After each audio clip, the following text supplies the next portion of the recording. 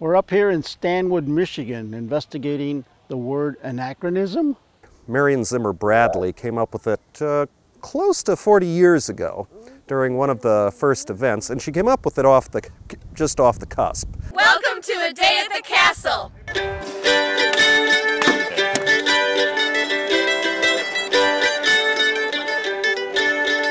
The SCA is an international organization dedicated to researching and recreating the arts and skills of pre-17th century Europe.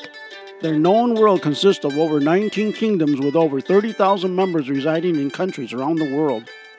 Members dressed in clothing of the Middle Ages and Renaissance attend events which feature tournaments, royal courts, feasts, dancing, various classes and workshops, and more. This is Sharon Fry.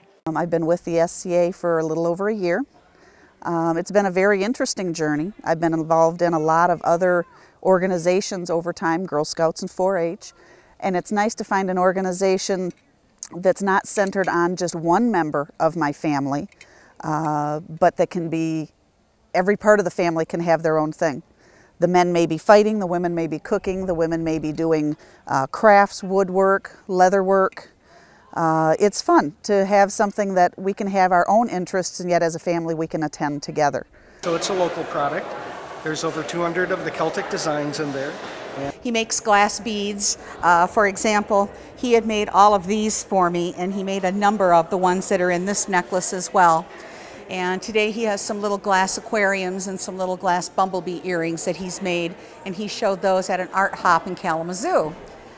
So he's starting to get involved with that. He wants to make Viking recreation beads that would be appropriate with the outfit that I have on. My outfit is roughly 10th century Danish. It does take patience. And some of it can be very simple. This is simply a split stitch done line after line after line to fill that in, is all that that is.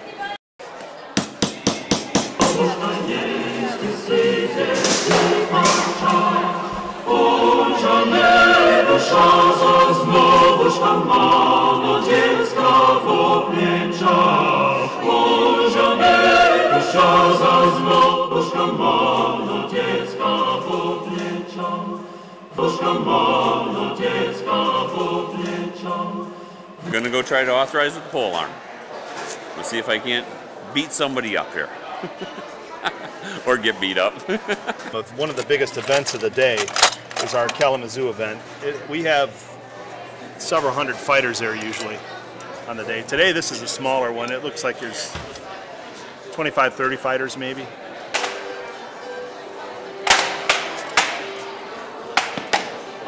What we're doing currently is we're teaching new fighters. We do have to do what they call authorize them. We have to know that they're safe, that they're not going to hurt themselves or someone else. And most of the time you're more concerned about the fighter themselves. Some people, when you're being hit, they turn away. Well, you're wearing armor.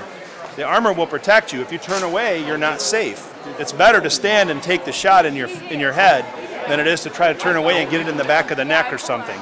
We have to train our fighters so that they know what they're doing, so that they have a clue out on the field. We can't let them out there just armor them up and let them go. They have to be safe for themselves, they have to be safe for their opponent, and they have to have a clue as to what it's like out there. They have to know what a good blow is so they can, on their honor, accept a killing blow. They have to know how to deliver one. They have to know how to recognize that there's an opening. They have to be safe. They have to know what they're doing, and it takes a little while for that to happen. We got Lord Morgan on the left here in the Iron Wolf tabard, fighting against the polearm. Now I believe the weapons that the fighters get depend upon which piece they're playing in the game, whether they're playing a pawn or a knight or a bishop or a rook. We also expect to see face thrusting and body thrusting with proper technique and calibration.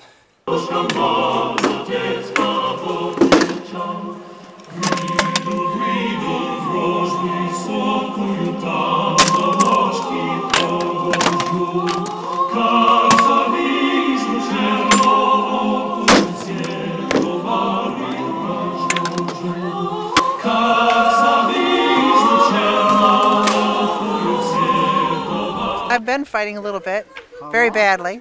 My husband and I have been fencing with the society for 17 years. This is a gorget, which is necessary because if the sword were to puncture you in the throat, you could possibly lose your windpipe. So it's a good safety precaution. So I do a lot of costuming and sewing and teaching. And I'm also the Arts and Science Minister for the state of Michigan. I'm the Honorable Lady Genevieve Rose de Glendalough, which is what, Irish and French persona. But I'm also a time traveler, so my garb changes with time. So right now I am a Tudor, or Elizabethan. We actually range from 6th century to 16th century, any cultures that had contact with the European continent. This is not the way I want to spend my day at the castle. Let me go! Well, this is how you lose at playing the stocks. We'll do that! Your shots that were good, I was picking them up, but all the ones I was missing were just skipping off. Yeah. I'm hoping to do well, but at least have fun. So that's the plan for the day. Against him, not so well. One of the more physical ones, they just kind of sweat putting on your armor, and then you're in your armor all day, so you're sweating just like any sports person would. Train, usually, you know, you've got push-ups, sit-ups, run, jog, whatever you got to do. So yeah, I'd say it's a sport.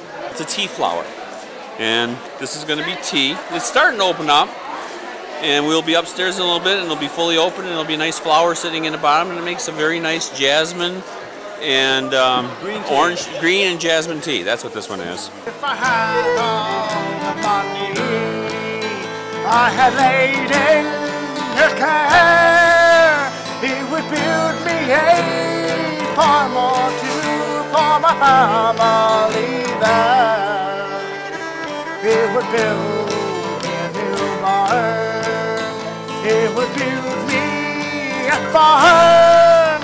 It would buy me a coat or two to keep my back warm. But it's been a great day, and we hope to do this every year.